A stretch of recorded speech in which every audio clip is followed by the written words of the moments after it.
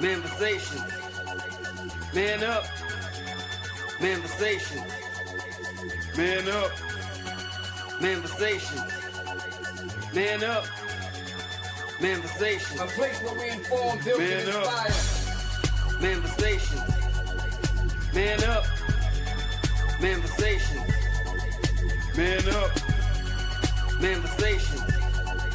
Man up. A place where we inform. Manifestation. A place where we inform, build, and inspire. You gotta eat what you kill. You gotta go out there, you gotta hunt for your meals. We all have that ability to connect with people, to be that motivational person in somebody's life. You gotta let people know there's certain lines you don't cross, and that there's gonna be consequences if you do. Man up. If you are an adult and you are in a relationship, that person's emotions are not your responsibility. Man up. Manifestation. Man up. Manifestation. Man up. Manifestation. A place where we inform, build, and inspire. The devil, during slavery, destroyed the masculinity or manhood of the so-called Negro. No man. No man. Right now you got to be trained all over again to be a man. When someone is obligated to do something, it is binding upon them to do it. And failure to do it causes reaction. Man up. Position make you rich. I don't have that type of richness. My richness is life forever. If that people knew their glorious past, if that people knew their glorious past, if that people knew their glorious past, then they would be more inclined to respect themselves. I'm not saying I'm going to rule the world or I'm going to change the world, but I guarantee that I will spark the brain that will change the world. And that's our job, is to spark somebody else watching us. A place where we inform, build, and inspire. Manifestation. Man up. Manifestation. Man up. Manifestation. Man up. A place where we inform. Manifestation. A place where we inform, build, and inspire. You want to tell me about yourself? Go get your friends. I'll tell you who you are based on who your friends are. Don't just live and die. That's an ugly existence. Make your life matter, make your life count. Live a life where people can actually mourn you for the things you left behind, not just because you were around and existed. We need strong black nuclear family. Yes. Yes. That's what it is. Mother, father, son, daughter, all in the same house with a focus on the family unit as a whole. We had Tulsa, Atlanta, New Jersey, Detroit. We had Rosewood. We had Black Wall Streets all over. The Republicans aren't for us, but the Democrats aren't for us either. And we should have no alliance to any political party. We only have alliance to what is in our own best interest. A place where we inform, build, and inspire. Manifestation. Man up. Manifestation. Man up. Manifestation. Man up. A place where we inform. Manifestation. A place where we inform, build, and inspire. At the end of the day, as men in the community, we must stand together and be counted, because people look to us for guidance, leadership, and protection. And if we are not about that business, we are not on our job. Here we have grown-ass man conversations in the spirit of that purpose. Anthony Malcolm, Bobby Drake, Major Gage. We are. This is Manifestations 2020. Manifestation. Man up. Manifestation. A place where we inform, build, and inspire. Yeah, what's going on, fellas? What's happening? What's happening? Yo, yo, yo. What's up, audience? Welcome to Manifestations 2020. We are back. We got a very serious show for y'all today. We got some things we got to get off our chest. It seems like people are out there attacking marriage and by proxy attacking the community, and we can't have that. We got to go in, let them know what it is. You know what I'm saying? So we're going to get into that today. We're going to get into the nooks and crannies of what that looks like. Before we do, my good fellas here, y'all have anything y'all want to say? Any quick shout outs before the show?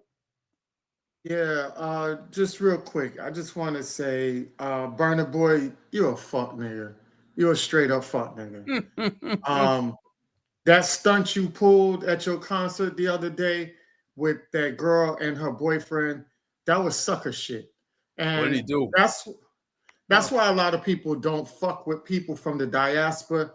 And a lot of people gravitate to foundational Black Americans because they have empathy. They understand what people go through. So for people that don't know what went on, Burner Boy kicked out a girl and her boyfriend because they were in the front seat and the girl was sleeping. The girl took a nap and was sleeping, and she was resting on her boyfriend's shoulder.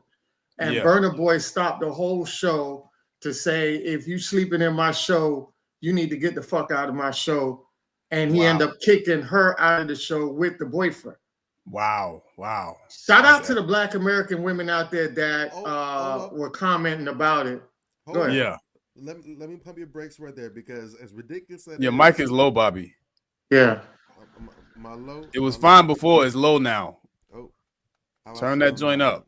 How I sound now? You still low. Still low. Hold up. Yeah. Hold up. Wait a minute. 5 minutes ago, you was good. What happened? Yeah, you on some Tamu setting. My God. What we doing now? Okay, that's a little better. You crank it up a little more. Oh, yeah. How it sound now? Good? There you go. Yeah. You're rolling with it. You're rolling, doodoo. You're rolling. All right, but we got to make this abundant, because this wasn't just the case from kicking him out. First off, he came up out the gate with that energy. Yeah, which is crazy. It wasn't like he's like, hey, is she okay, whatever. Like, if you ever been to a comedy show, you know how sometimes like the comic will kind of like roast the audience a little bit of poke shots at you, but they'll usually like ramp it up a little bit. It was none of that. It wasn't like, hey, she's leaving. Be like, psst. Nothing like that. He came out like, get her the fuck out of here. Anyone that's leaving my show. And on top of that, in full, look, we get on sisters a lot for trying to call men sissy and sassy for everything under the sun. Yeah. This, if you go and do that, this was the perfect opportunity to do that. Because on top of that, he said, I'm not going to perform anymore until they get up out of the show. He literally walked over all casual to like a little crate on the side. He had staff or security, whatever, clear the crate off. And he went and sat down right there until the crowd basically guilt tripped them into getting up out of there. Wow, that's crazy. Yeah. It was the slackest stuff I ever seen. Wow. Yeah, it was real fucked up. Her name is Galtu, Ghaltu, and her boyfriend. And the woman broke down why she was sleeping. Yeah. First of all, he takes so long to get on stage because this nigga has this arrogant complex to him. You know, when you got goofy niggas who get stardom and all of a sudden get that fame, they don't know how to take that shit.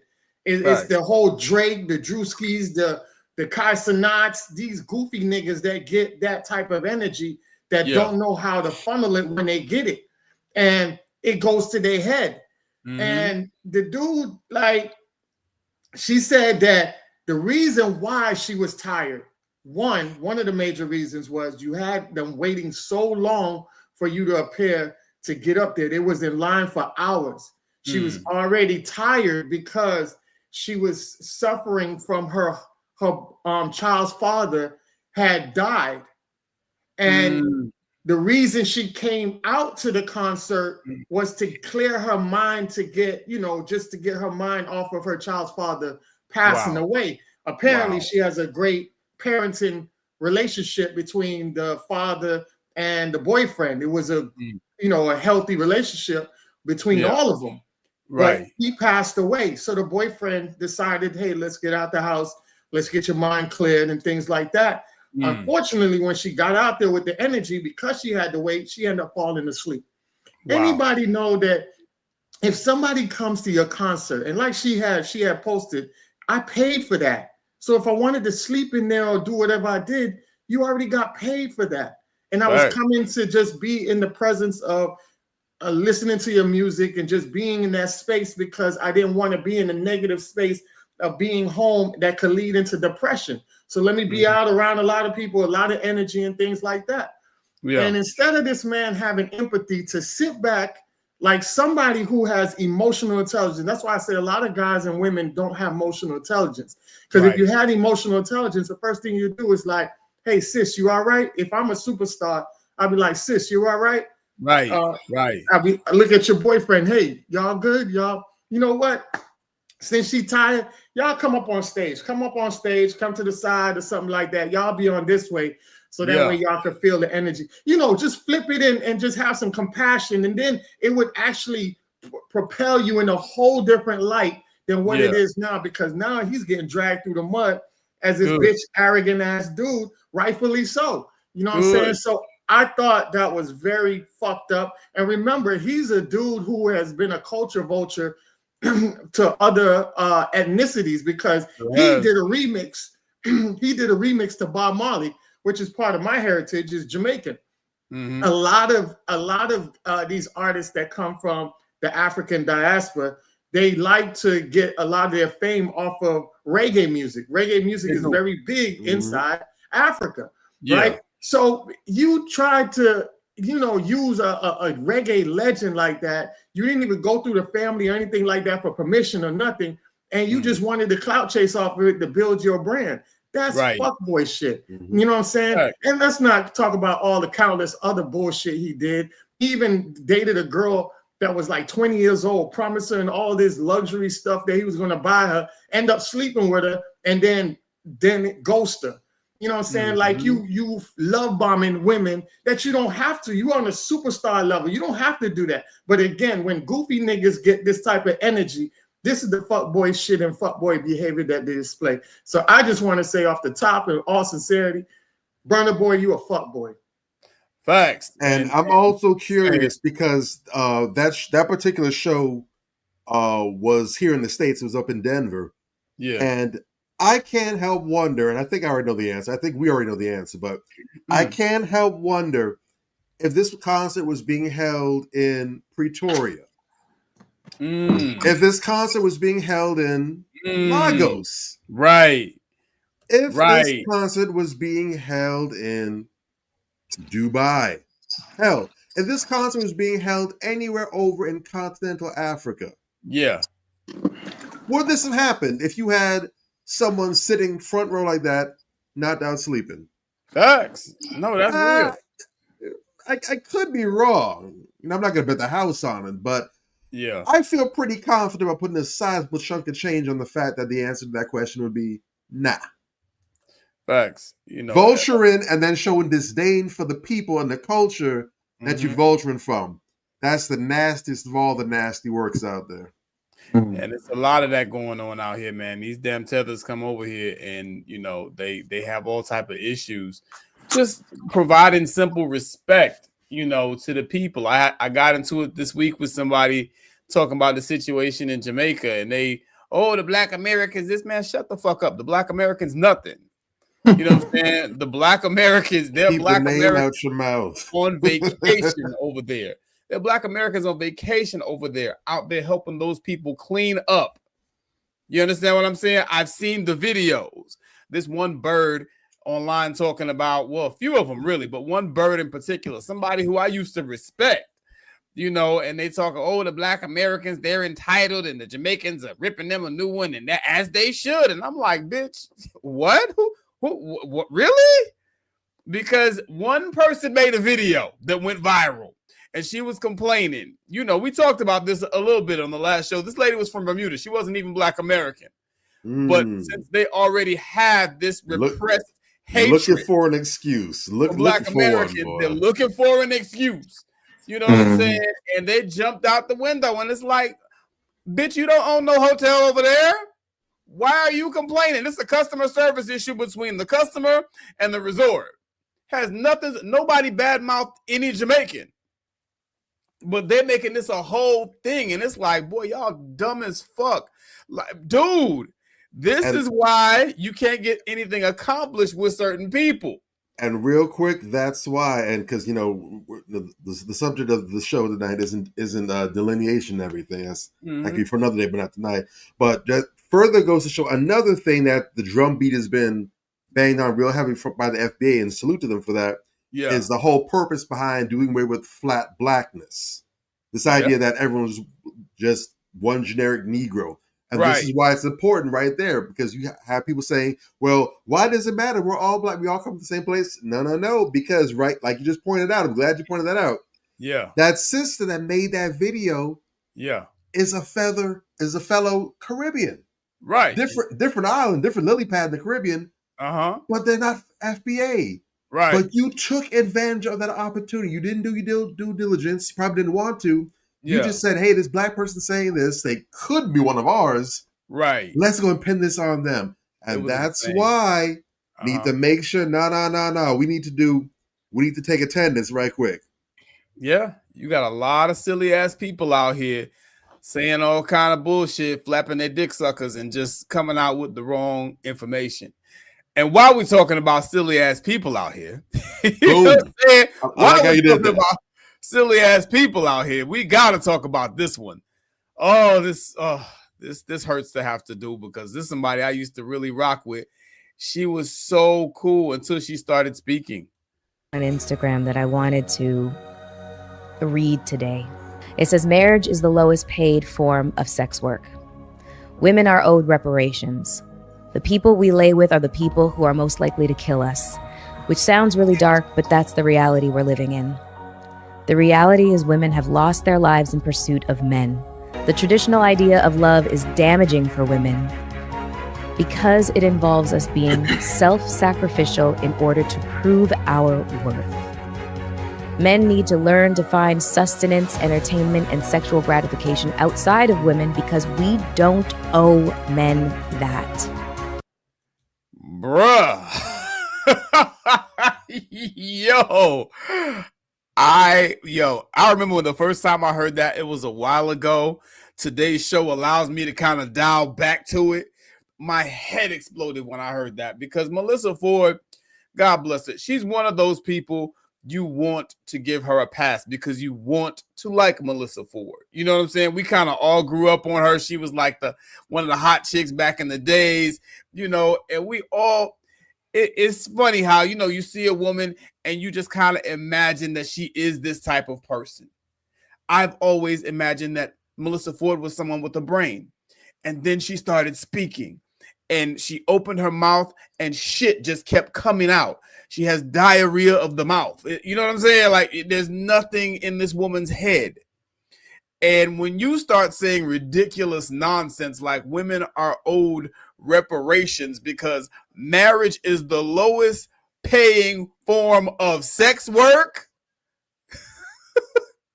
you don't sit your stupid ass down somewhere, bro. Really? Is this what we're doing, bro? And I put up something not too long ago, and I want to tie that particular thing in because it's important, right? I want to tie that thing in, so I'm gonna kind of do, you know, a little 1-2 on this, if y'all can bear with me. You know what I'm saying? Because I think this is important. Good evening, and now it's time for our question of the day. What do you have for us, gentlemen? Right. So this is what it is, right? And I see you over there, Bobby. Question of the day. Does it seem that people that attack marriage only do so after marriage is no longer an option? I really want to ask that question because that's what it feels like to me.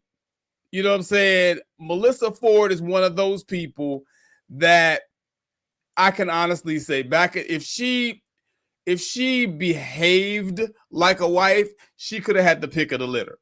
You know what I'm saying? Like, real talk. Her beauty kind of puts her on that level. Nobody knew she was this stupid until she started speaking. You know what I'm saying? But we were like, okay, you know, after a few videos and a few more rumors, you know, you start looking at her a little crazy. But in the beginning, it was like, oh my God, Melissa Ford type of shit. You know what I'm saying? And Now it's like nobody can stand this woman. And she's out there with a lot of the other ones that are post-wall. They done hit the wall already. She don't look like she hit the wall, but meaning, okay, she's out of the dating age range. You know, she's kind of aged out of the market.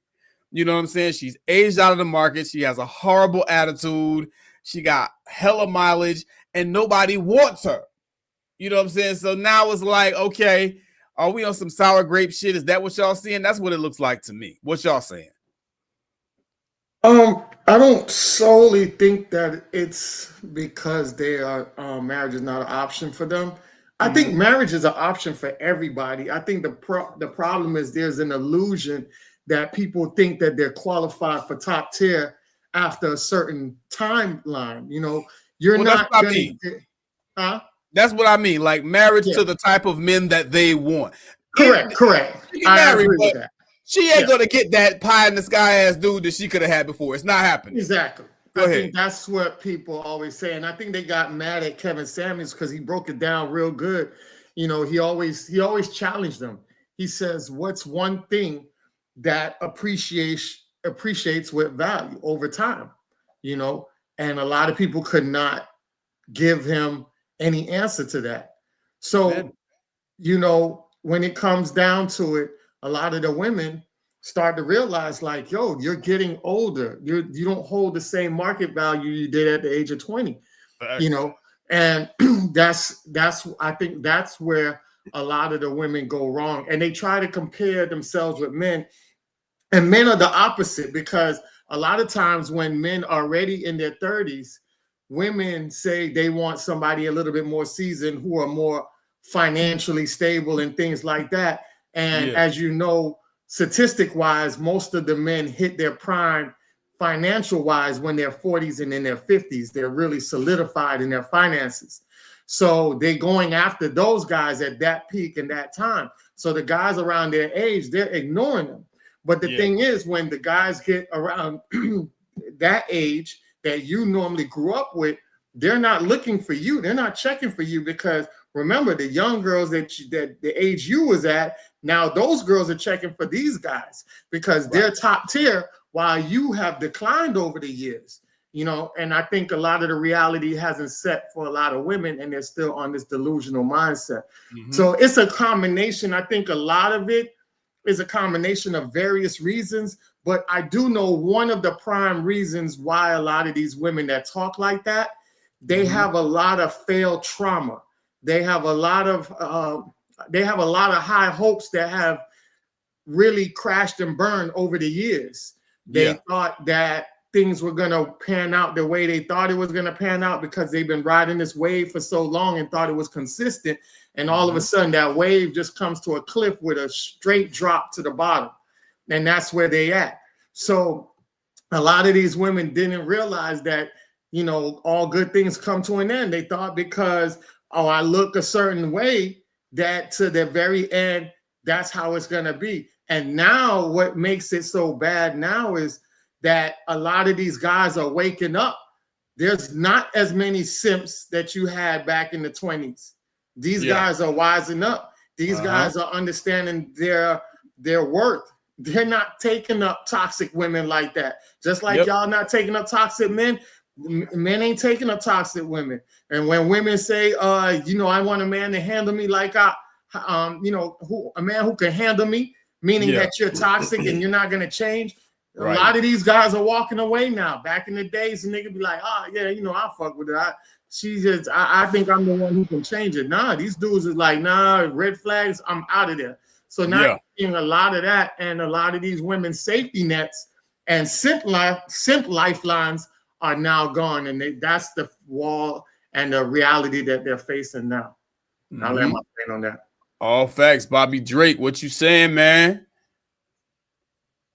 And all these new video chicks trying to be Melissa Ford, but they don't know Melissa Ford drive a Honda Accord. She a video vixen, but behind closed doors, she do whatever it takes to get to the Grammy Awards. Wouldn't get far. Facts. Look. Hold up. If anybody has closed their window of opportunity out, it has been her. And then now, mind you, it says a lot that she had a very nasty reaction to that verse in the game song. Matter of fact, she actually, and you can say what you want, but she actually blamed, and she hasn't gone back and she actually blames the game for her career taking a nosedive. What? Because according to her, after that song came out, it ruined her reputation, and she wasn't able to get on or continue in the video game anymore. Now, I remember hearing that way back when, and it sounded silly, like you just salted that he said that or whatever, because your career is drying up, whatever. But recently, for those who aren't aware, talk about it. There was some beef that our good brother Cameron, shout out Mr. Giles, and the It Is What It Is crew. Yeah. Where she decided to get flimsy out the mouth. And thank God we're in this era now where it looks as though women in particular, because as always, dudes have been getting it, but women now, it looks like they're finally starting to catch that karmic boomerang for their reckless actions. Yeah. She got to talking all loose-lipped on back when she was with the Joe Budden podcast, saying that, or speculate, she didn't say it, but she basically insinuated that both he and Mace were out at brothels where underage girls was being hosted at. Yeah. And so, Cam, and big ups to both those brothers. They've shown tremendous growth over the years, definitely showing what it looks like to age gracefully. I agree. And with maturity when you're in the public eye. But every now and then, Cam ain't above being petty and addressing BS. He shut that down real quick. And let it be known that not only was that nonsense, but when he and Mace were at the brothel that she's alleging, they themselves were underage. They were like 16, he said. So you talk about the underage girls, they're underage too. So even if there is something to that, they was underage too. So playing field's level in that regard. But then he went on to intimate, since you want to try and talk, he basically pulled at Kendrick Lamar. Yeah. Don't tell a lie on me, and I won't tell the truth about you. Facts. And he went ahead and declared that he wasn't insinuating this. He said that Ice-T back in the day did her in the bathroom for $2,000 when she was doing waitressing. Wow. And apparently she used to be in at the bathrooms getting in like that. So I've heard. For allegedly what the game said. So more than a decade in between. And apparently there seems to be something to this. Yeah. So of course it would sound like this in your years later on when you realize that you did what you did to try to get ahead. You didn't get a whole lot from it. Yeah. And basically the highlight of your later years after you got the game was Joe Budden reaching out to you to get you on his podcast. Yeah. And that's the biggest highlight of your life to this point. This was no Prince Charming came and saved you. Instead, it was Mouse Budden came and said, "Hey, I gotta give you on my podcast." Yeah.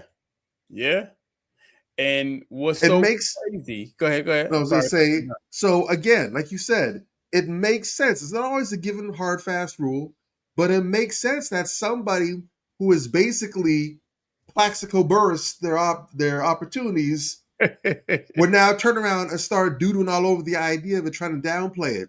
Yeah. Of course, I can understand why marriage wouldn't be a big deal to you, why you would see it that way. Because the reality is, at this point, the men that you're looking for, that you're interested in, right, they're not going to pick up that phone call. Right. So in order for you to be married to a man that would have you, it would have to be exactly as you described. It would have to be the lowest paid form of sex work for you. It makes sense. Come on now. When we hear people saying certain things, a lot of us who aren't intellectual, our default is, I see a lot of brothers in these posts and stuff, they just jump on women. They don't even bother to think and read analytically. They just jump. That's not true. No, sometimes these women are telling the truth. What Melissa said is absolutely true for her. If you're in her situation.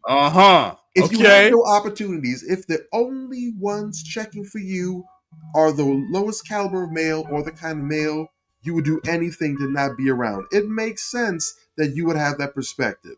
Yeah. So what is the lesson here, boys and girls? Said this before. When you are at the poker table, ladies, Please do not be like the degenerate gambler. Yeah. And as soon as you see you're on the decline, you keep trying to win your money back. Win your money back. Win your money back. Now you're in the hole. Now you cash out. The casino. Now you're putting the car keys up. Now you're putting your heels on. You're putting your clothes up for auction now. You're trying to go ahead and put the mortgage on your... No. Soon as you see your first chip gets nabbed, be a proper gentlewoman. Take about 1 or 2 chips. Yeah. Place it on the table as a tip for your dealer and say, it's been fun, you all. Have a good night. And get up while you still got the bag. Yeah. Facts. So you don't go around sounding like this. Facts. And you know, it's really sad. Again, I hate to say that, but it just applies to her. You know what I'm saying? Like, it is what it is. She has really destroyed her legacy if she had one. You know what I'm saying? She's really destroyed it. It's unfortunate. And, you know, females like that don't really have no retirement plan. So what's she doing now? Running around talking about how everybody at the Joe Budden podcast who put her on, we forgot about her ass. So Joe Budden put her on. Oh, the men at the Joe Budden podcast are misogynistic. And allegedly, she's in the process of planning a lawsuit against them as we speak. So who's surprised by this? You understand? I mean, and woman is so breathtakingly hateful. If you just listen to the way that she talks, it's like the resentment of the fact that she missed out on all these ballers or whatever the case may be because she aged out of the dating market. It's like you can cut the resentment with a knife. You know what I'm saying? She hates those men so much. It's common. You hoard yourself out, man. You made a smut of yourself. You know what I'm saying? You are an object of smut as far as the industry is concerned. You know what I'm saying? That is how the world views you. You know what I'm saying? And it just is what it is. You can't change it. Once you got smut on your name, you can't unsmut your name. And the worst part of it is she has nobody to blame but herself. Nobody. Yeah. These are all hashtag self-inflicted gunshot wounds. She out here Plaxico Burrison. Yeah. I think one of the biggest reasons why a lot of men don't try to cohabitate spaces with women is a lot of times people bite the hand that feeds them. Yep. A lot of women do that. Yeah. A lot of women do that. I've seen it so many times. I've been in situations where my hand got bit and all I did was help a woman. You know what I'm saying? Yeah. It's a natural defense mechanism. Yep. They always can, you know, it goes back to that victimhood. Playing that victimhood, in the midst of playing it, they don't care who they damage around it. It's all about what they're trying to achieve out of it, and your name will get fucked up in the midst of it. You know, it's so crazy. I could go deep about that, but go ahead. I'll land my plane on that. Yeah. We gotta move on to the next one. We gonna get on some stuff tonight, boy, because they out here. These buffoons are out here. I couldn't talk about attacking marriage without talking about this buffoon in particular. Somebody else I used to like quite a bit until this goofy nigga started talking. I'll never be in another relationship because it's always based off of that. So you're not going to be in another relationship? Hell no, for what? Because it's going to be based off the sex. Once that wear down, you're going to go find somebody else that's better. Let me tell you what marriage is all about. Let me tell you what marriage is and who's marriage for. Marriage is for old people and poor people. Okay, so let's get into that. Why? Because when you broke, our parents, like my moms and all them, they married on a merit of like, okay, we're going to put our incomes together, have all these kids, and then when our kids, we're going to have 5, 10 kids back in the 60s, all them, they're going to have 5, 10 kids so they can work and bring income. Yeah. So you poor. So you married for that. And now when you get old, somebody that to be by your side to take care of you. So like outside of that, it's no advantage to a man. This nigga. Again, I used to really like Paul Pierce. You know what I'm saying? Because I always root for the underdog. People be like, man, Paul Pierce, fuck Paul Pierce. He's a bitch ass Paul Pierce. Everybody used to shit on this nigga. Like, he was an NBA player, but he was like the little sister NBA player. Like, nobody respected this nigga. I'm like, I fuck with Paul Pierce. Why y'all tripping? Why y'all hating on the man? and then you come on the podcast and you pull your pants down and shit all over black relationships, bro. I can't respect that at all. And the reason being, the black community is in a time of crisis right now. You know what I'm saying? First of all, he's speaking from an elitist perspective. I hate niggas that talk like that. You know what I'm saying? Because you know the financial status of a lot of our people. And you know how difficult it is for our people to attain success because of systematic racism and so forth and so on. And you just banging on poor people. For what? You understand what I'm saying? Just for what? So you can get a shock value clip to help your little struggle podcast. You know, I really hate that. And then above and beyond that, he's one of these people that's clearly, I feel, just saying anything to get some attention. You know what I'm saying? But he is a dumb nigga. I seen him, you know, in the spot with all these white women sniffing cocaine, or somebody has some cocaine allegedly, you know what I'm saying, or whatever. And, you know, he's feeling them up or whatever. All one of them women got to say is I felt uncomfortable, and that's it for his ass. And he got fired from ESPN, right? Not too long ago. I mean, and he's always saying something retarded on that show, always saying something stupid. You know, and this is not helpful to the dialogue we're trying to have. We are not like these other dating and relationship shows. We want to talk about problems that we have. We also want to discuss solutions. You know what I'm saying? We want to discuss, you know, discontinuing this behavior that's detrimental to us. We're not shitting on women. We're not shitting on men. We'll talk about a point, you know, to make a point so that we can fix the problem. Some of these niggas just want views and clicks, and they'll say anything for him. And he's definitely in that class of people. If not, it's even worse. And he's just a dumbass nigga that doesn't know anything. What kind of thing is that to say that marriage is for poor people and old people? What is this goofy nigga talking about? Like, really? Most of the millionaires and billionaires would like to have a word with Mr. Pierce because I'm just saying. They all place and calls their accountants and their bankers right now trying to find out there's been some mass liquidation because they're like, well, we've been married for decades. Dude, I'm rich as fuck. Wait a minute. Are we poor now? Look, this is dumb nigga talk 101. You know, because anybody with sense knows that being married is about, you know, finding that person that, you know, you can do life with. You know, finding someone that completes you to an extent. You should already be a complete person. But speaking of, okay, you're the feminine your feminine counterpart, or if you're a woman, your masculine counterpart, someone that can hold you down, you know, that can comfort you when you're down, whatever the case may be, you start a family with, so forth and so on. There are many different reasons to marry, but ultimately, you know, marriage, life is easier and better when you have someone that's there that you can live it with. You know what I'm saying? He went on to talk about how, oh, you know, relationships are just all about sex. And, you know, when you get tired of that person, you move on to somebody else. It's just a whole bunch of stupid shit. So this nigga's whole psyche is just warped. You know, I really hope his podcast fails miserably. He has nothing to say of value. And what really pisses me off, he goes and gets this, and they all go and they get this co-host that's not really anybody in the industry, and you know they're not really going to challenge them, and they just let them say this kind of dumb shit. You know what I'm saying? It's painful to watch, bro. What y'all saying on that, man? Well, you know, some of the obnoxious, low IQ dudes always surround themselves with women that are low energy or low intellectual as well. You see all the fresh and fit. What's the other dude? The Fugazi dude. Yeah.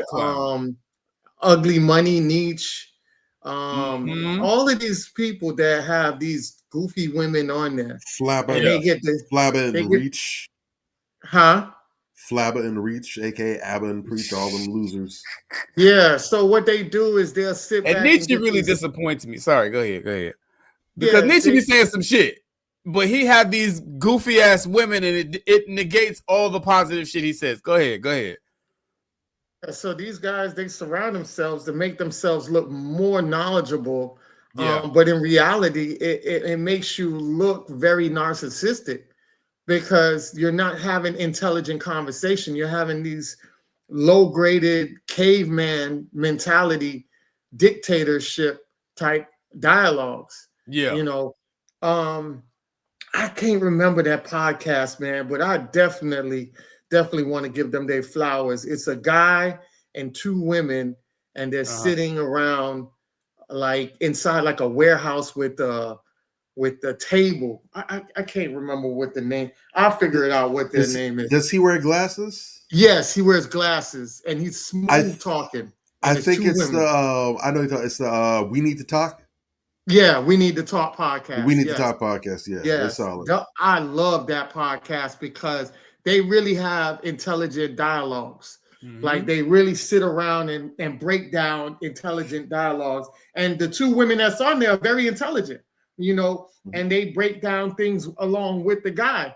And those are the type of dialogues that move the culture forward, that find solution in a lot of these rhetoric problems that they spew out here.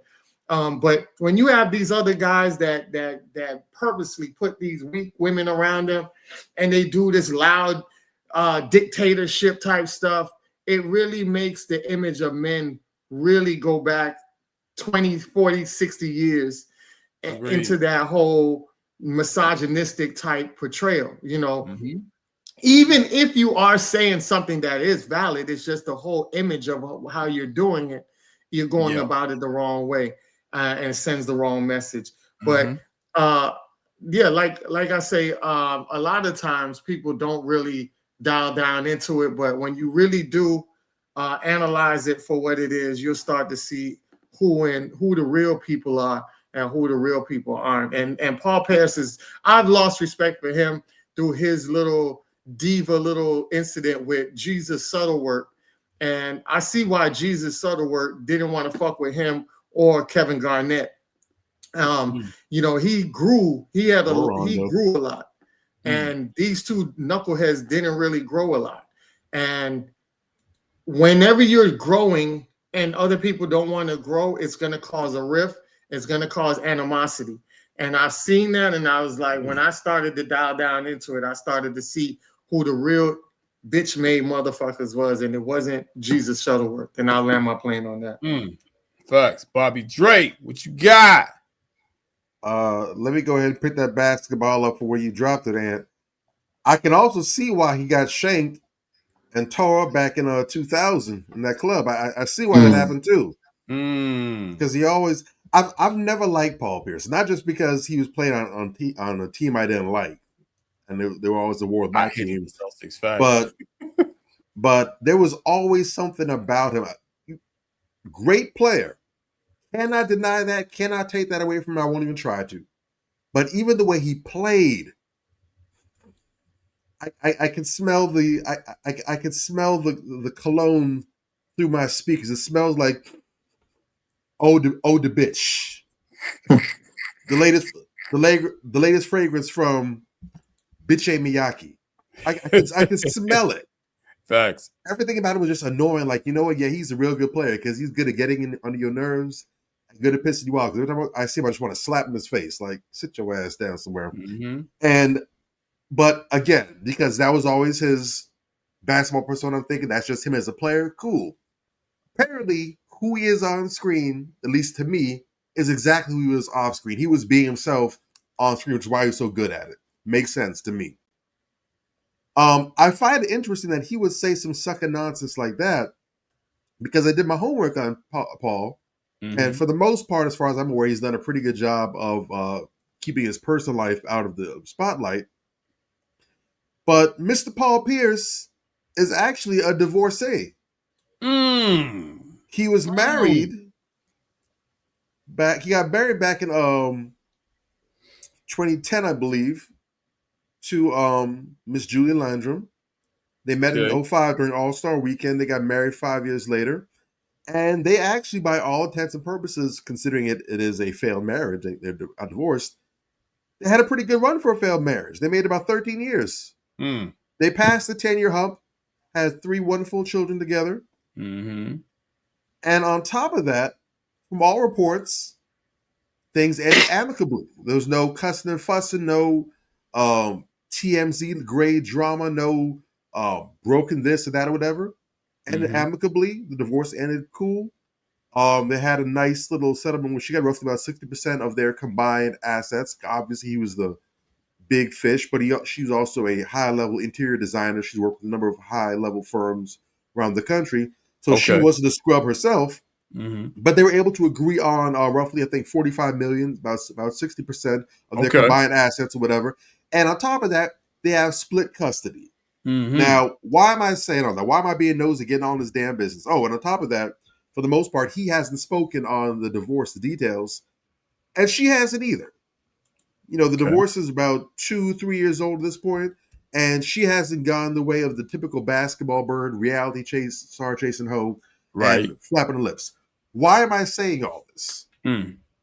Because in an era where we see all the hell that athletes in particular, celebrities, but athletes in particular catch it, from Anthony Edwards to freaking Stephon Diggs and everybody else.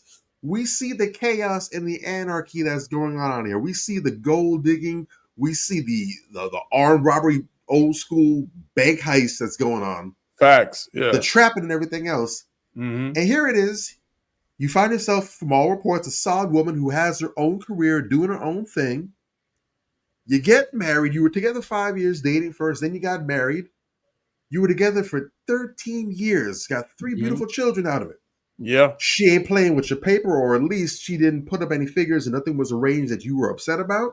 She didn't try to play custody games with you. You both have split custody of your children. You have to fight to be in your children's lives, nothing like that. Yeah. She could easily have gotten some paper by doing a tell-all book or going on interviews and podcasts, going the red table talk route. She could have been Aisha Curry. Yep. She could have been doing the stare thing, but she's doing her thing. She's satisfied. Respect. Yeah. It was just irreconcilable differences, which makes sense. You know, a lot of traveling stuff, people separating, you want to be with your spouse. That happens. You had a good woman by all reports. Right. And for you to turn around later on and say that marriage is for poor people and for old people and just spitting on the institution. Yeah. Yeah. You need to get kicked in your nuts. Shut your goofy ass up. He's an idiot. That's exactly the reason why your beard, and all the time that you've been out there, your beard has never been able to come together on the same page. Way before Boston had a big 3. You, Rondo, Cage, way before y'all had a big 3, your chin had the big 3. This patch of hair up here, this patch of hair down here, this patch of hair over here. With your damn Arthur, Mr. Ratburn mustache that you got going on as well, too. Yeah, he got the 70s porn mustache going and shit. Like, it's my God, everything below the boy's nose is like he just hit puberty. This dude is a cornball, man. Like, I need us to really, and it makes sense because, again, who are you? Yeah. Without basketball, who is Paul Pierce? Not a damn person. Facts. Yeah. Nobody. You had a multi-million-dollar sweet gig with ESPN, but you messed up because you couldn't stop being a nigga. Yeah, facts. You got to be gambling with hoes on Instagram Live, smoking blunts and everything else, doing who knows what else, substances. Come on now. Signed to Disney. To Mickey Mouse. Now, you know, allegedly, I saw the damn video. Don't play with me. I saw the damn video. Don't play with me. Paul Pierce, shut your raggedy ass up. I'll land my hovercraft. All facts, bro. I mean, go ahead, Ant. No, I was going to say there's 2, you know, the Spider-Man meme where they point at each other. Yeah. It's like these celebrities, you can't take advice from them because it's crazy how Paul Pierce, he got Dr. Cheyenne to come on and she outs herself based on the interview that he had with her. Yep. And then when you look at Dr. Cheyenne, right? You remember when she sat down with Cam Newton and she told him straight up that he was creating broken homes by having kids with multiple women? Every woman in the room nodded and every comment section called him toxic and they dragged him like he was the face of instability. But now we're watching stories about Stephon Diggs, multiple baby moms, a married woman supposedly pregnant, and a few more women claiming the same. And suddenly there's no panel calling that broken homes, no outrage, no lectures, No psychological talk, just silence. The double standard is loud. When Cam spoke openly about his flaws, it's viral judgment. When Diggs does much worse, it's cool and celebrated by women all over the world because one of the baby mothers is Cardi B. And Dr. Brian says she's happy for Cardi B and Stefan, but ridicule Cam for less. Come on now. We gotta talk about that. Do a whole show on hypocrisy and really dig down on that. That's a very brilliant point, brother. Good point there. I gotta move on to the next buffoon though, because this is another one. Oh man, this is one of the worst voices in dating and relationships right now. This bird right here. It's because this is what God's purpose is for me. And I'm riding out with you to the sunset. And I know you're gonna mess up, but I'm here. I'm Coretta Scott Kinging it. Yeah. And if I can't Coretta Scott King it, then I'm not gonna do it. You just should. Yeah.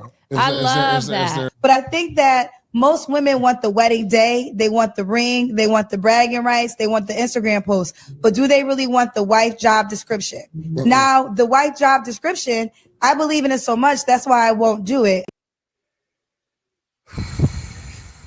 Boy, that last line took me out. The job description, she believes in it so much, that's why she won't do it. Shut your dumb ass up, Kendra. What are you doing? Bruh. Yo, that clip just made my head explode so many times. Shout out to Just a Girl podcast because, yo, I thought I knew how crazy and deranged these women were until I started watching Just a Girl, Dee Dee's reactions, and what's the other woman? Chantel Simone. Bruh, you have no clue. Whatever you've seen, you have no clue. Yo, and I'm sitting up there because nobody's really talking about that clip. They always take the wrong clips and make them go viral. That should have been the clip right there. You so-call yourself somebody who's helping facilitate people finding love. I know somebody like that don't know what the fuck they're doing, but so-called so-called helping people find love. Anyway, she's so-called helping people finding love and don't know what the fuck she doing. You understand what I'm saying? And she's just making an ass of herself every time she talks. If you listen close enough, you'll find it. The job of a wife, I respect it so much. It's so important. That's why I won't do it.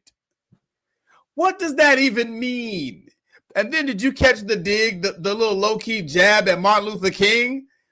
The jab at Martin Luther King? I'll marry you. You know, I might marry you. I know you gonna mess up. Why he gotta mess up? Nobody's perfect. Why you know he's gonna mess up?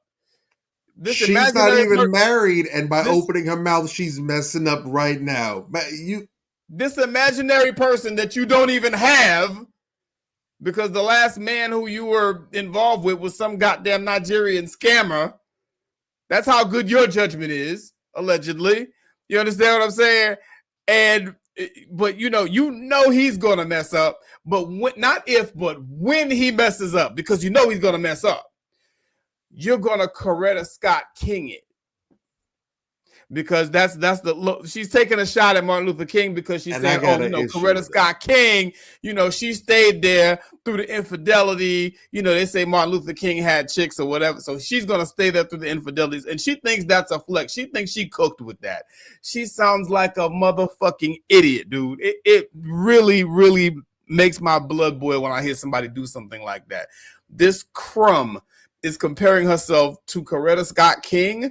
This insect is comparing herself to Coretta Scott King. Bruh, talk me off the ledge. She is unqualified to wash Coretta Scott King's worst period panties.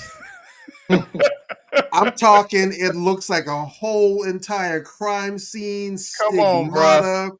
Passion of the Christ in her drawers. She is not qualified to wash it with an old toothbrush. Again, shut your mouth.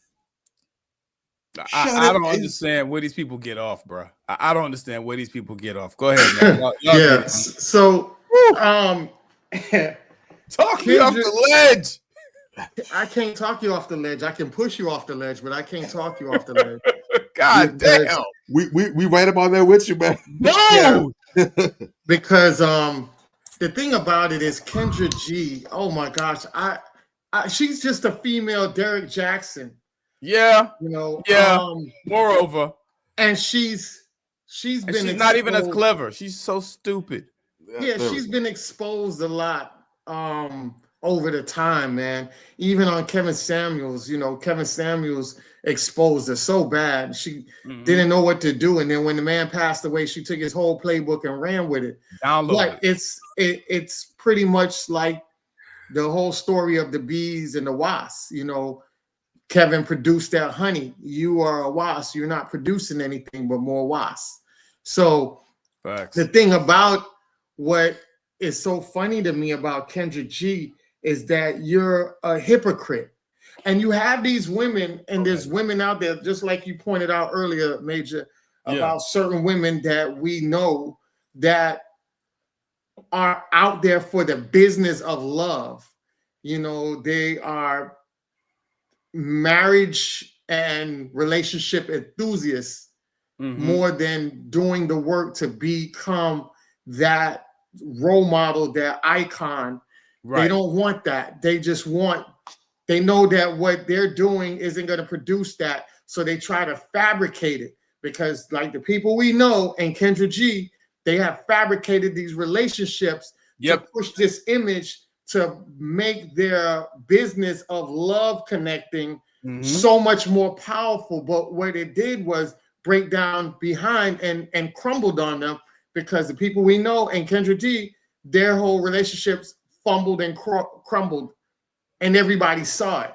You know what I'm saying? And Kendra G is spiraling out of control ever since that because shout out to MAWB, right? Men Against Bitter Women. And she tried to get this man's page taken out because he was out here exposing her.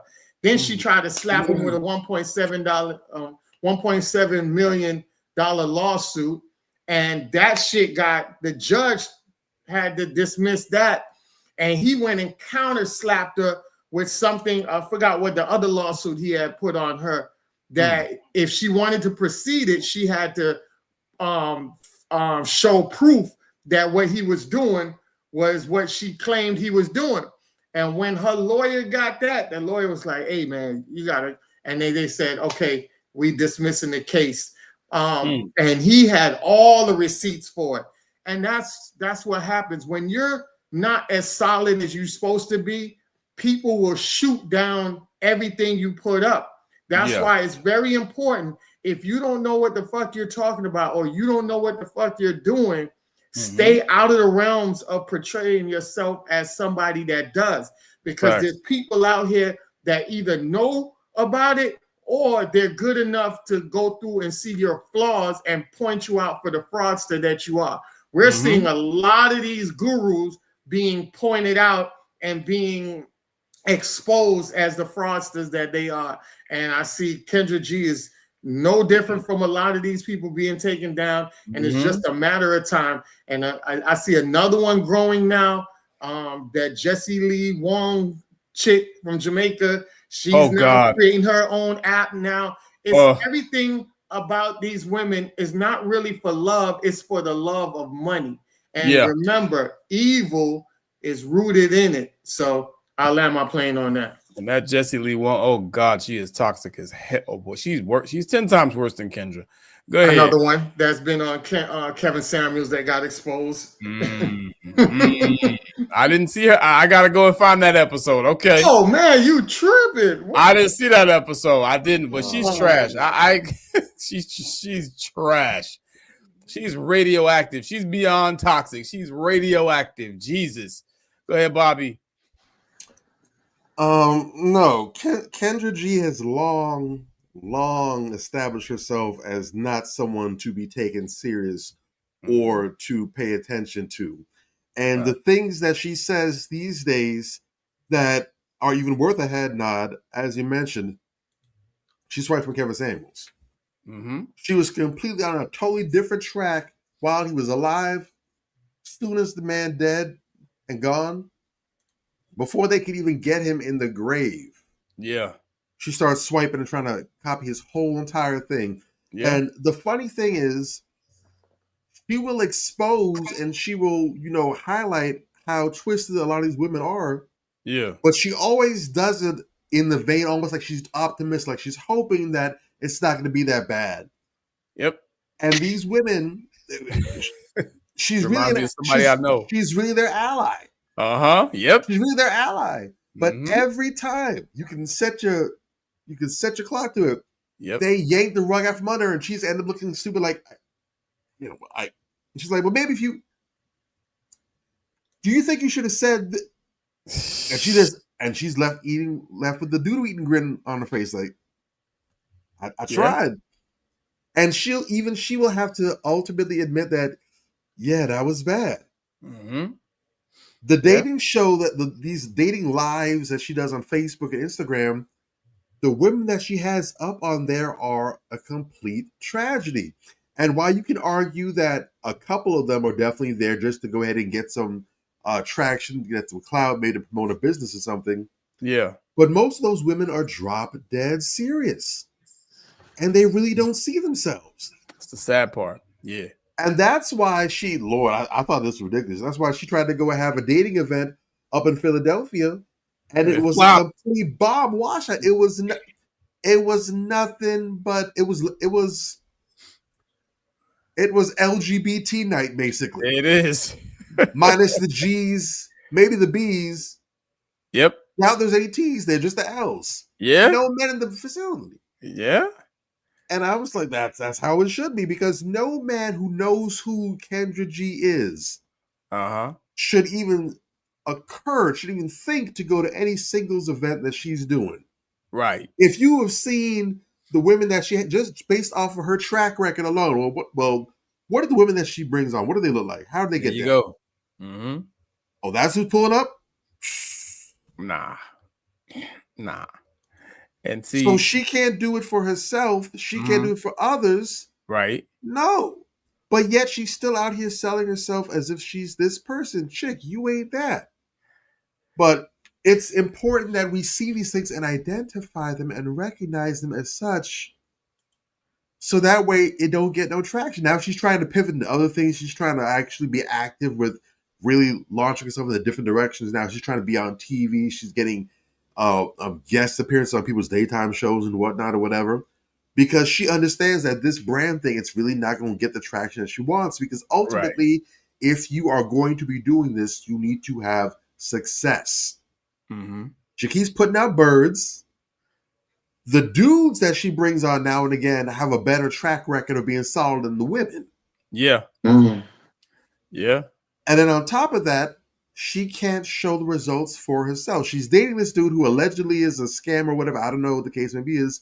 But according to the reports, he's proposed to her at least 4 times, and she's turned him down each time. So to her whole little point, talking about I love and respect this institution so much that I'm not going to go down that road.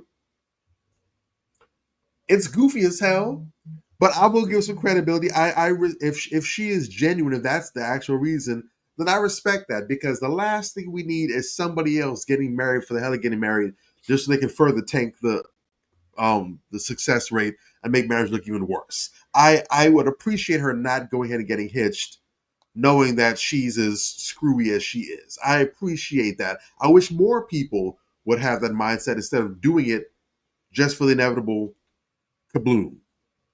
I respect that much there. But again, you're not teaching from your success. You also don't have a track record. If it's one thing if you don't have it for yourself, but you can do it for other people, that happens. Right. But you can't show the couples that you've successfully pieced together, certainly not a comparison with the volume that you bring on. Yeah. So, man, you're losing both ends of the field. What are we doing? In facts. And see, that's my thing. And that's what I try to tell y'all, little friend. You know what I'm saying? When you try to get somebody, when you see they going the wrong way, you trying to help them out, and they just too far gone, got their head up their own ass, got their own amen corner. I try to tell folks like, yo, you're losing the men. If you just want to blow smoke up people's ass and get clicks and views, that's one thing. But if you really want to get good market out here, for that. There's a great market for that. Exactly. But if you really want to get out here, and that's what they claim they want, to really help people, you understand? You can't just have all the women saying, yes, girl, yes, queen, all this old bullshit, and the men ain't paying you no fucking mind. Both parties need to come to the fucking table in good faith, and people need to be willing to change. If you're doing the same dumb shit, you're going to get the same dumbass result. You understand? And so, like, you got these people that just kind of running in place, and they don't have no real purpose. And I can't respect people like that, because I'm Mr. Consistency. I'm the realest motherfucker you ever gonna meet. I might tell you some shit that you won't like, but I will never tell you no lie. You know what I'm saying? And too many people out here are phony as hell, and they're polluting the dating pool. There is feces floating in the dating pool right now, and it's some of y'all. You know what I'm saying? So that's just what it is right there. And I got to talk about this right here. This is our premier story right here. Oh, go ahead, real quick before we jump to the next thing I want to say. And what they're doing with this is that used to work. There was a time when this worked. Okay. There was a time when this worked very, very well. Mm-hmm. You could go ahead, you could be the snake oil salesman and just sell hopes and dreams, whatever, and people will buy it. Many people have made out big from this in different areas and different applications of this. That does not work anymore. Nah. Say what you want to say about this generation. They have a lot of issues. They got a lot of problems. Mm-hmm. But the thing that I respect the most of them, and this is a huge prop over all of us. I'm somewhere in there. I'm just barely, I would say, too old for that generation, but I'm still right there with them, so I can see it.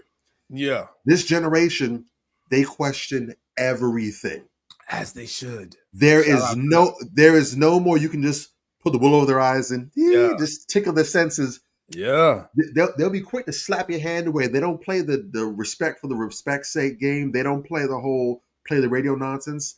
They want answers. They're gonna ask questions. They're gonna have surprisingly good detailed ones. Yes, they want the who, what, when, where, whys, and hows. Yeah, and they want to, more than anything, they want to see it. Yeah. They want to see it. Yeah, they should. And that's why this nonsense doesn't work anymore, because God bless her, if Kendra G was out and about in the area, the Sally Jesse Raphaels and everybody else, ooh, that woman would have made a killing.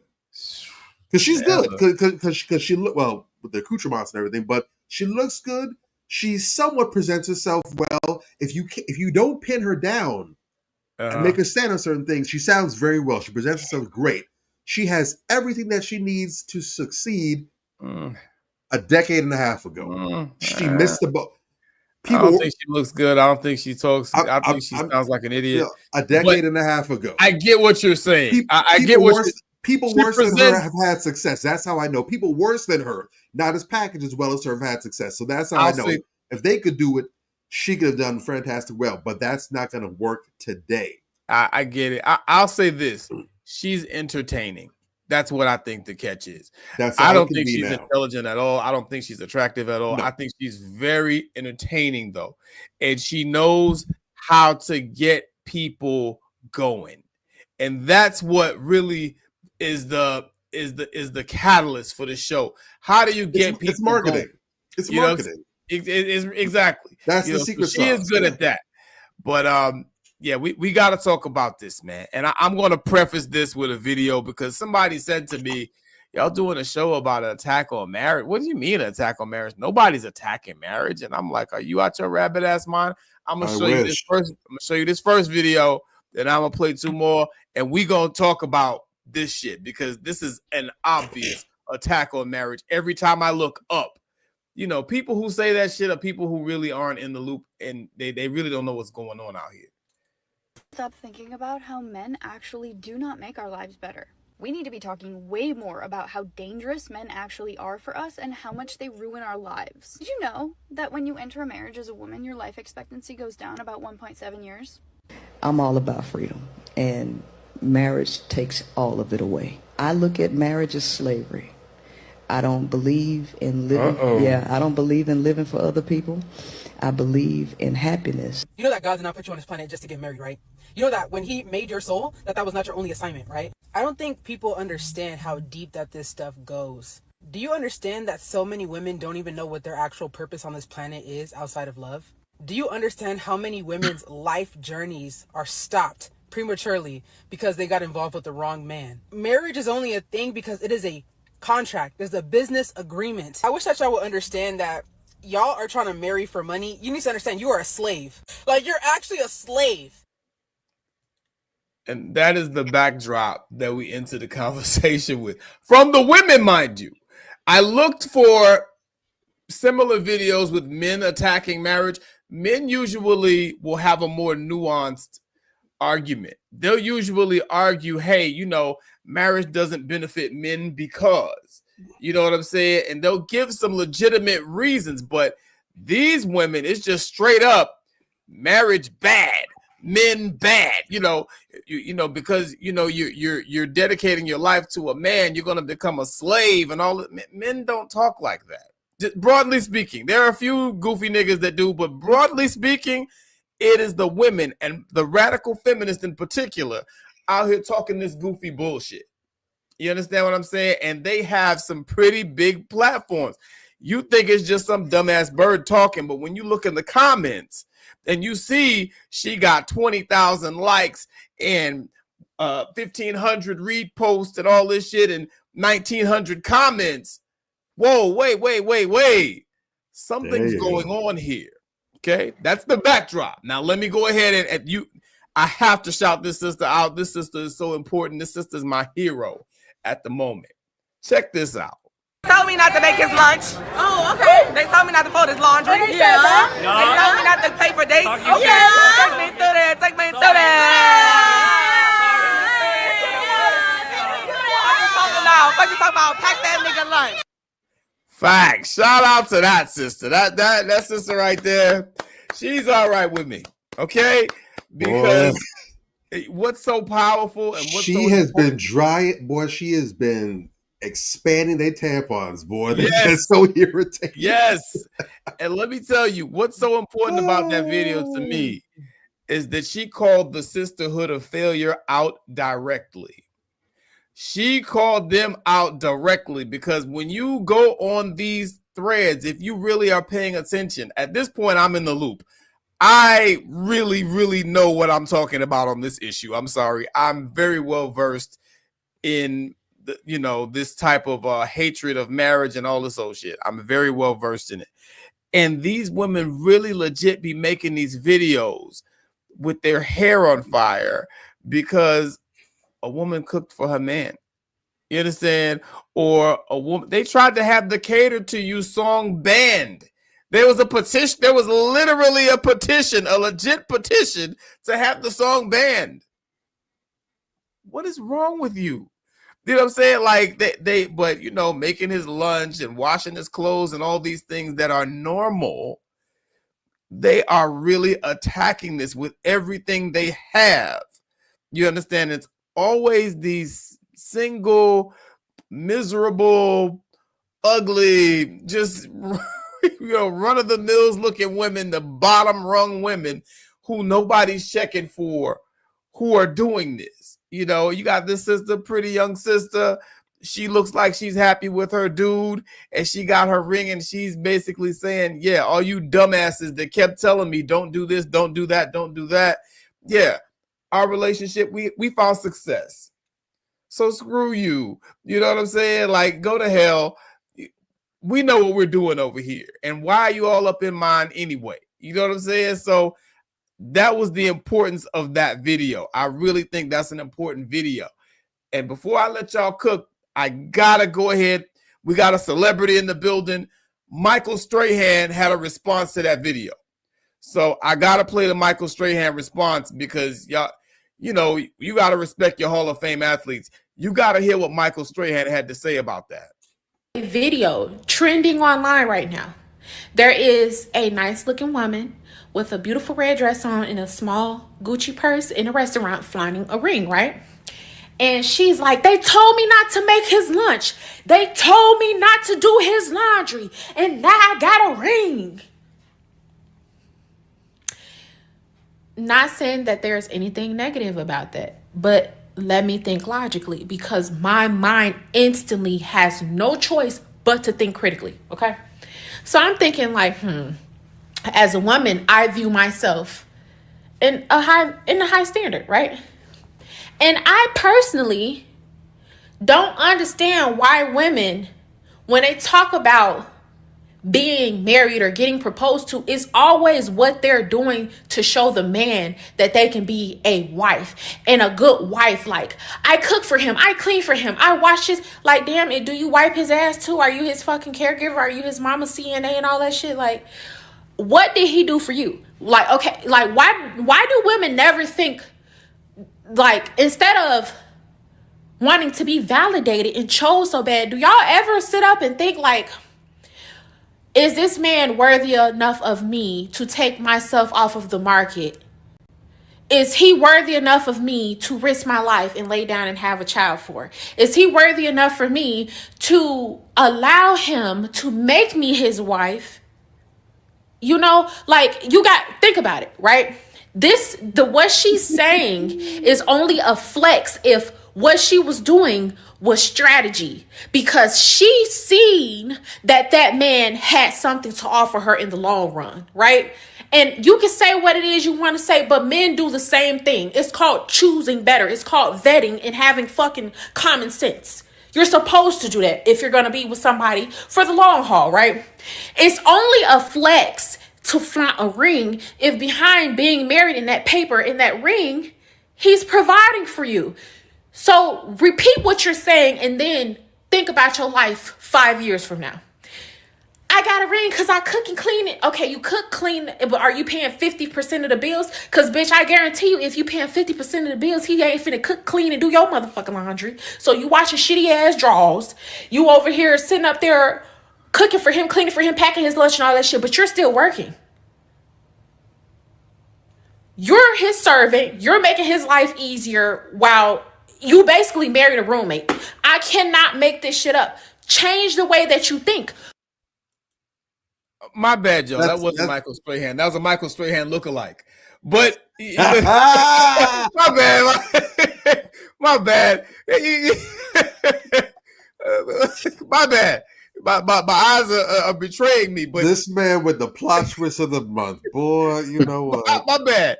But bruh, dude, what? I'm listening to this like, yo, what's the dead giveaway for me? When you start a video off, you know, oh, she got this ring and then she got it, and oh God, yes, she got two her two rings. That's the first thing I noticed. Looking like Dennis Rodman's spiritual twin. Facts. What is it with women and nose rings? Why are y'all so fucked up? I don't understand. But that's a whole other show. You know what I'm saying? Like, we'll call it the goofy aesthetic or some shit. But this one right here, what blew me away. She starts the video. She's talking about she got a ring because she did all this stuff. And there's nothing wrong with that. And then she goes directly into talking about all the shit that's wrong with that. It ain't no flex if he ain't provided for you. It ain't no flex if you still got to pay 50-50. And, you know, y'all are slaves and you need to think a different way. And all this. My God, she is frothing at the mouth with hatred. Oh, this young lady's engaged. She's about to get married. Shut up, bitch. What is your problem? Like, really? That shit makes me mad. I hate to see decent women get attacked by trash like this. It makes my blood boil. You know what I'm saying? Like, who are you? Who are you to go and you are shitting on this girl's, you're raining on her parade. You understand what I'm saying? Like, oh my God, it made me so mad. You know, and I get more and more upset every time I think about it, because that's one video. You should see how many videos that there are about this girl, and worse. Mm-hmm. It must be a couple thousand of them. They're just dragging this girl. And all this girl said was, you know what? y'all are wrong, and you gave me some stupid advice, and I didn't listen to it, and now I have a successful relationship. I'm about to get married, and you can't tell me that there's not an attack on marriage when I see things like that. It's despicable. You know what I'm saying? Like, there's no, and the guys are all celebrating her, but women will tell you that, oh, these men hate women. Really? Because from what I see there, it looks like to me that women hate women when they're better off than them. When they're better off than them. As long as you next to her and you miserable and y'all both complain about the sorry ass niggas that y'all dating, she cool. You get married, now all of a sudden, oh, that ain't no flex. You so dumb. You need to change your way of thinking. You go find out the hard way. She went on for about another 10 minutes talking that same ignorant bullshit. Bruh, I was fit to be tied after that damn video. Really, dog? We have to protect the sisters that's out here. The Crown Check sisters, we have to protect those sisters. Because hood rats are seething with hatred and foaming at the mouth to try to sabotage those sisters' lives. Fuck that. Nah, man, we really, really got to go after garbage like that. I'll park the Chevy, but that really pissed me off, bro. It really did. What y'all say? I just want to say, fellas, y'all got to be very careful because a lot of these women have disdain for that. Yeah. And they just want to have a child from you. If they could have their own children, they wouldn't want to deal. A lot of these women wouldn't want to deal with a man. But there's a lot of women that's out there having hidden agendas. That's why you have to be very cautious and vet properly, because a woman like that wants a child from you because she likes the aesthetic of you. And she might also like the financial backings of your wallet, and will set up something to make it seem like she's really involved in you. And all she really wants is a child from you and nothing else more from you. So a lot of y'all fellas, y'all got to be very, very careful about a lot of these women. That's why a lot of these guys now are not going after women with children, because if you notice that women that have children already, that's back into the field of dating, a lot of them, it's like they don't have a priority to be with you. They already got their child. So you're the second option under their structure. So you got to be very, very careful about that. And once you start a family, make sure you're starting a family with somebody that you see being with in the long run. So I just wanted to just talk to the fellas about that, because you can't stop the idiocy that's going on out here. Because to be honest with you, feminism is a cult. And if you don't know no better, they will bring you in and brainwash you to go out here and be a spokesperson for them to attract other broken women that are not going down the path of living a happy lifestyle. So there's a few things that they said that was very incorrect. One of the girls said that the lifespan, your life expectancy decreases when you're with a man. It only decreases when you're around toxic people. That doesn't have anything to do with a man or anything like that. Your job, if your job is very toxic and a very chaotic job, that can decrease your life span. But you're not talking about that, because the whole thing is using men as a scapegoat. But let me tell you, women, when you are married, you get emotional and social support. You get improved physical health. You get various legal and financial advances, such as health insurance, social security benefits, and inheritance right. You don't inherit nothing when you are a boyfriend, girlfriend. Look at DMX. Remember his girlfriend, what she was going through after he had died. Yeah. You know? So when you look at married women are often reported to have lower stress and anxiety when they are married. you also know if you're in a healthy relationship and you have a spouse, how many times have they offered you emotional support when you come home from a hard day's work? Didn't that ease your day? Absolutely. You know, when you look at the having a healthy relationship, you're always happy, especially if you two are a little goofy and can clown with each other, create a healthy environment with each other that's very playful. You don't do that by yourself, because if you do that by yourself, then you might need to be in a psychiatric ward, because now you're playing with imaginary people. Personal growth, you grow every day because the person that's with you, you're married to, is going to point out your flaws and help you improve because they love you. They're giving you the honest feedback and not some of these feedback that a lot of girls tell you, have you walk out the door and key and laugh behind you because they set you up for failure, which a lot of women do. Like Major was saying, a lot of these women aren't really your friends. They're out there being your competition.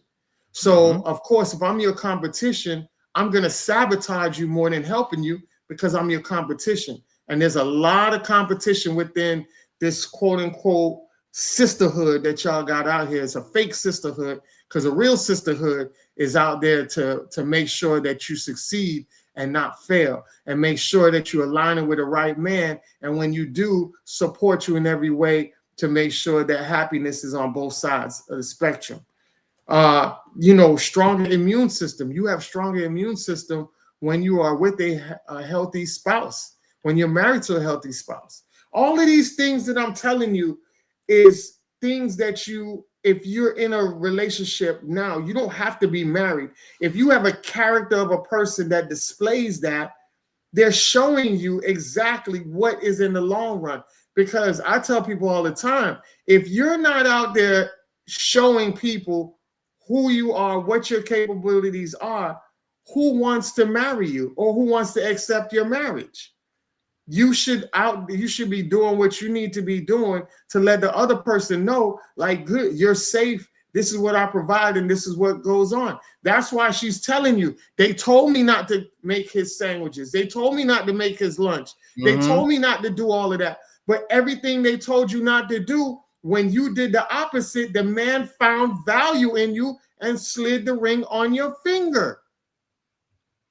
Men ain't seeing no value. They're not putting no ring on your finger. So when you sit up here with this girl with two bullhorn earrings, nose rings, and to me, you're already knocking off quality men off rip.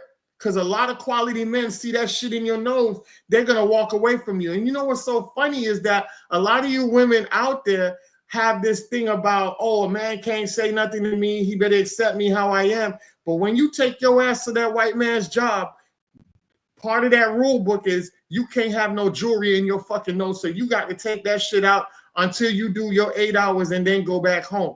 So like Kevin Samuel said, you could submit to your superior, but you can't sit there and have a negotiation with the person that has interest in you. That I find very problematic. So fellas, go out there and vet properly. Stay away from these imbeciles out there, because a lot of them are just talking from a hurt place and don't know what love is, because a lot of these people, they're not telling you that they haven't seen that in their household. A lot of these people, they don't know what a full functioning relationship and marriage looks like, and that's why they're talking like the way they're talking. And I'll land my plane on that. Bobby Drake. I'm reminded of an old saying that goes, those who can't do, teach. And I find it interesting, and of course that's the case. That's not always a hard and fast rule, but I find it interesting how so often the people who are unable to perform, who are unable to do, who are unable to execute, who are unable to get results for themselves, frequently are the ones who like to be the teachers and the coaches. And not just that, but typically they're the most gung-ho. They're the most adamant. They just know for sure that they got the game hands down. You know, they might never be able to pick up a ball and take it to the rim. They might never be able to go ahead and run that touchdown, but they damn sure can tell you how to do it. And they know better than all the greats that came before them. They're just that cocky with it. You know, I'm thinking about the Stephen A. Smiths, for example, the ones who have an absolute pathetic track record themselves in terms of athletics, but they call themselves pundits and they ain't got no wins to their record. These people, and again, we see time and time again, the people who don't have the answers or who themselves need to be under coaching, need to be under guidance, they're trying to be out there teaching. No. We need to normalize this thing. And again, because I keep saying this, but I can't help it. I want to talk about something else, but y'all won't let me. Y'all keep dragging me back. It's time to go. Yeah. The party got shut down early, like in that verse. This party got shut down at 9 o'clock. Y'all still got me out here 1 o'clock in the parking lot. I want to go home. Yeah. Yeah. But until I can do that, I'm a beat the dead horse again. There's just bone now left at this point. It's Take outrageous. your ass to therapy. Yeah. For the love of our matchless, undefeatable God, our Father in heaven, please take your raggly daggly ass to therapy. Yeah. There's this huge thing where people are uncomfortable with themselves. And we've spoken before about how, you know, sometimes things like prison or situations like that are huge benefits because it causes you to sit there and actually think. You have to deal with it and confront your issues. You can't run and dodge and hide. You got to sit there with yourself. And we see how that's done such a great thing for many of our leaders like Malcolm X and those. They came out better than they went in because they had no choice but to sit there and think and deal with the stuff that they've been running from. But so long as you're in motion and moving, you're not going to be able to heal or grow. You need to sit your ass in place and heal, recover, get what you've been missing. So when you leave this place, you are better. You're at least back in a healthy state, or best case condition, you leave better than you came in. Yeah. People who are hurt, they've been damaged in relationships. They've come afoul of the worst of the opposite sex or even the same sex, whatever it is that you're doing out here, what have you. Stop jumping from relationship to relationship. But furthermore, stop trying to call yourself an expert on the subject now. I spoke about that young lady that I had quickly befriended. That might have been. I'm someone who just typically doesn't even block people. I don't like because I like you to sit there and watch me. I like you watch me doing great. I like you to watch me doing amazing. Not thinking about you. It's rare that I actually block somebody, but that has been the fastest turnaround ever between adding someone and deleting someone because I couldn't take the nonsense. They were calling themselves an advocate of men and love and relationships in a little unorthodox, non-traditional type of relationship. And as soon as I went sideways, all of a sudden it's and they were coaching now, mind you. They're trying to coach you on how to fall in love, how to do things properly. And as soon as it turns sideways, put a disclaimer on the page. I just wanted to show that I'm going to do something for a little bit. I'll be back. But my page might sound different from how it did when you met me. And now everything is negative. Hate men. Join my classes so you can learn how to not need men. It's like, well, goddamn, it was all good just a week ago. It's wild, bro. You need to take your ass to therapy. You were hurt. You suffered a big blow, and that's okay. Happens to the best of us. Yeah. Players mess up too. Pimps mess up too. Yeah. Yeah. But the thing is to not throw yourself back out there because you don't want to deal with yourself and so you want to deal with other people's mess. No. Don't worry about them. They're damaged. They're going to be damaged. You worry about you. It is. You can't help. How stupid do you look with one arm bleeding out trying to pass somebody else up? You look stupid. What are you doing? You go black out before they do. They're both going to be dead just looking like a mess. No. Come on, man. Yourself before you call yourself trying to give game and advice and coaching and teaching and trying to no. They looking before crazy. you tell somebody else about where the well is at, take your ass there, get a long big old drink, and when you come back, I need to see your belly sloshing with the water first. Don't tell me about the water you heard. No. Get a nice sip of yourself, even bring some back in the bottle. Show me, and now we can go and get the water together. But until you've done the work to heal and get yourself to where you need to be so you can be a legitimate expert in the field. Yeah. Again, I'm going to say it again. Shut your ass up. Facts. Facts. Shut up. Shut up. Facts. You know what I'm saying? All right, let's go ahead. Let's do it. Let's get to the crown check, man. We're gonna do this, and Bobby gonna take us home. This is rinse, rinse and clean. Good show right here, man. All right, let's get to the crown check. Let's do it. This is the crown check segment where we honor our queens. Respect. Gem of Black history today, Dr. Marie Maynard Clark. Born in Queens, New York, this brilliant woman was destined to break boundaries. In 1940, when only 2% of black women held college degrees, she dared to dream.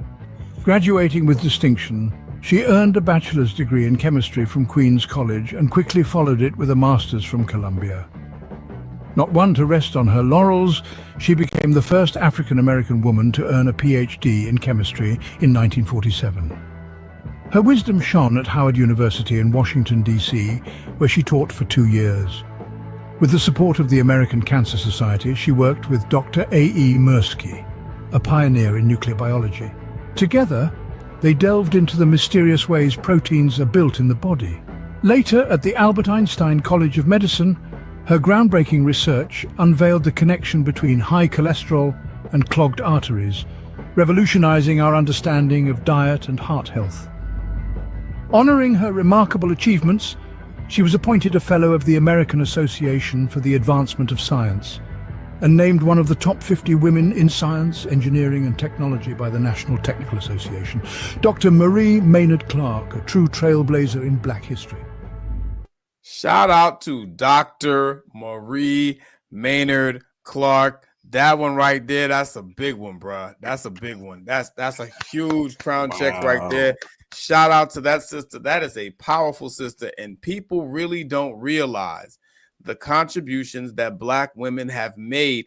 I didn't realize that a Black woman revolutionized the science behind diet, but dietary science. No, they ain't gonna tell you that one.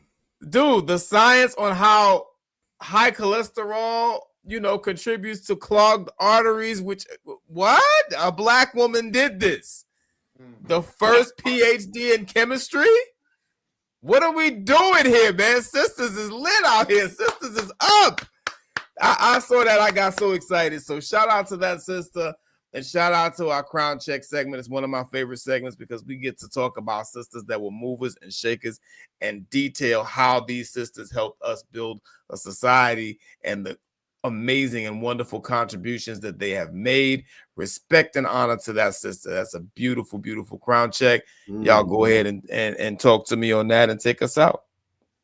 Oh yeah, man. So definitely great crown check. We got so many great Black women out there, and for over the last, I would say 10 years, man, I've been trying to figure out who is the ones to pick up the torch and move it forward. Like, who are the new pioneers in the Black women and even the Black men community?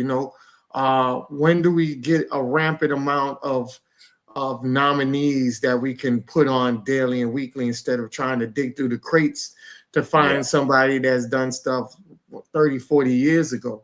I just seen there's a video out. I'm not sure if you guys saw it, but there's a 12-year-old girl who got caught in a string of robberies. She robbed 12-year-old little girl. I heard about that. Yeah. Robbed 20 people, 20 different robberies. Taking their money, their wallets, their iPads, their scooters. This is a little 12-year-old girl doing this. And one of the guys went viral because when they asked him about it, he said, where's the mother?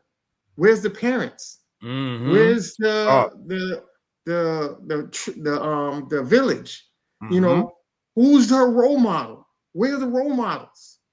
And I thought that was so prolific for him to say that. And he said everything that everybody's always saying. Like, where is the foundation for these children to succeed?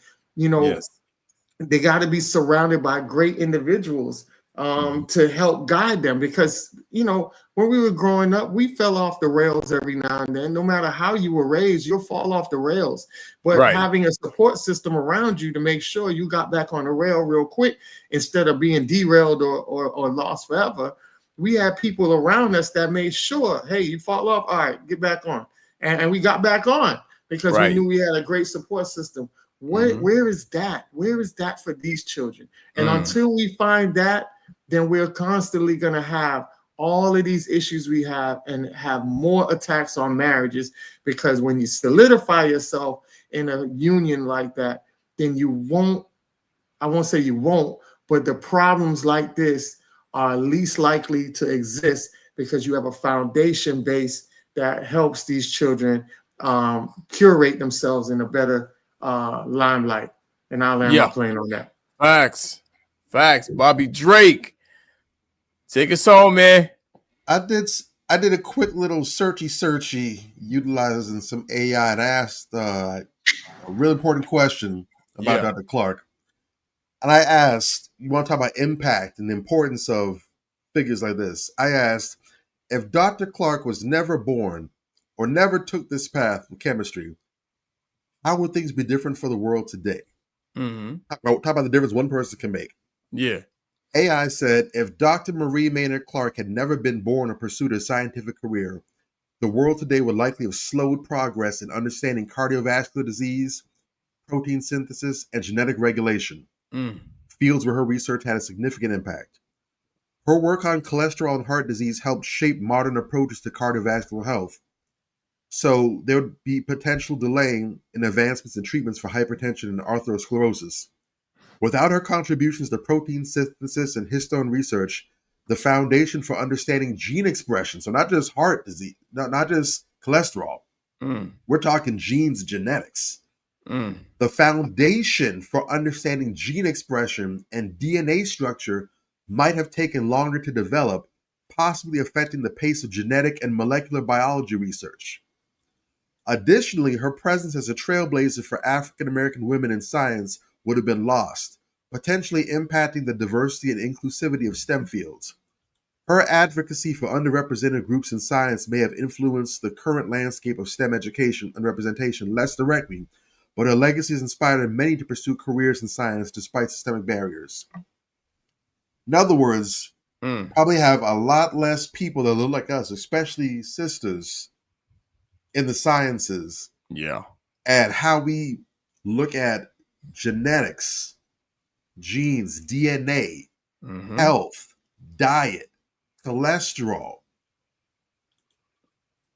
would have completely been lost, which is very scary because today, and it's been this way for a little bit, but the number one killer of people, period, is heart disease. Out of the top 10 causes of mortality, we're including homicide, we're including accidents, catastrophes, natural disasters, all of that. Out of the top 10 causes of death, half of those in the top 5 just about are health related. Cholesterol. That's real. So how much further would we be? How much further behind would we be today if she wasn't in the picture and things are ready at a fever pitch with that? She's kind of a big deal. Super necessary. So I'm glad we got to cover her. I'm almost positive that the average person has never heard that name before. And if they did, probably don't know how deep and significant her impact is. But there it is right there. So again, it's important that these women are not just the faces of what we put out there for sisters, but this is also what we are encouraging our sisters to go into, because even if, like I asked, Marie Maynard Clark decided to do something else, she decided to be an athlete, an Olympian, or she was never born, the work that she did is still vitally important. So we would still need a doctor, somebody else to come in and fill the gap and do what she wasn't here to do. Yeah. So we need to make sure that we're elevating our children, our girls and our boys, and really push them toward these areas that need development. We're supposed to be seeing, and I'm putting a battery in the back of all the adults here, whether you're parents or not. We're supposed to be looking in the world around us, and we're not supposed to just be spectators, eating popcorn and just watching the show. We're supposed to be seeing what needs fixing, what needs doing, what constructive actions can be taken on our Dr. Neely Fuller vibe. Mm-hmm. And when we have the youth in front of us, whether they're our children, kids we're mentoring, our students, our neighbors, or whatever capacity in our lives, we need to have those issues. Well, hey, you know what? Man, we need some advancement in dentistry. Mm-hmm. Man, we need some more engineers, man. We need some more architects out here, man. We need some more scientists. We need some more trustworthy politicians. We need to start looking into our children. You froze up. You're freezing. You're freezing, Bobby. Okay, I'm gonna have to land this plane. He was already, we were gonna wrap up anyway, guys. God bless. Listen, thanks so much for tuning in. I'm Major Gage. This is Anthony. Oh, Bobby, you back? They were hating on me. I was bringing the real. They didn't like it. It was about time for you to wrap up anyway. Go ahead, wrap up real quick, Bobby. But go ahead, make sure that we're putting this on our children so they have more than just athletics and extracurriculars to think about, but we're actually putting a better world for us to live in their minds, because they're the seed. It starts there. Agreed. As my brother was saying, we appreciate y'all for kicking with us. If you haven't, like, share, subscribe. All our family appreciates you. Make sure you get all the notifications up above. We will catch you next week, same time, same place. That's Major Gage. This is Anthony Malcolm. I'm Bobby Drake. We are Manversations 2020. Dad. Manversations. Man up. Manversations. Man up. Manversations. Man up. Manversations. A place where we inform, build, and inspire. Manversations. Man up. Manversations. Man up. Manversations. Man up. A place where we inform. Manversations. A place where we inform, build, and inspire. You gotta eat what you kill. You gotta go out there. You gotta hunt for your meals. We all have that ability to connect with people, to be that motivational person in somebody's life. You gotta let people know there's certain lines you don't cross, and that there's gonna be consequences if you do. Man up. If you are an adult and you are in a relationship, that person's emotions are not your responsibility. Man up. Manversations. Man up. Manversations. Man up. Manversations. A place where we inform, build, and inspire. The devil, during slavery, destroyed the masculinity or manhood of the so-called Negro. No man. No man. Right now you got to be trained all over again to be a man. When someone is obligated to do something, it is binding upon them to do it. And failure to do it causes reaction. Man up. Position make you rich. I don't have that type of richness. My richness is life forever. If that people knew their glorious past, if that people knew their glorious past, if that people knew their glorious past, then they would be more inclined to respect themselves. I'm not saying I'm going to rule the world or I'm going to change the world, but I guarantee that I will spark the brain that will change the world. And that's our job, is to spark somebody else watching us. A place where we inform, build, and inspire. Manversations. Man up. Manversations. Man up. Manversations. Man up. A place where we inform. Manversations. A place where we inform, build, and inspire. You want to tell me about yourself? Go get your friends. I'll tell you who you are based on who your friends are. Don't just live and die. That's an ugly existence. Make your life matter. Make your life count. Live a life where people can actually mourn you for the things you left behind, not just because you were around and existed. We need strong black nuclear family. Yes. Yes. That's what it is. Mother, father, son, daughter, all in the same house with a focus on the family unit as a whole. We had Tulsa, Atlanta, New Jersey, Detroit. We had Rosewood. We had Black Wall Streets all over. The Republicans aren't for us, but the Democrats aren't for us either. And we should have no alliance to any political party.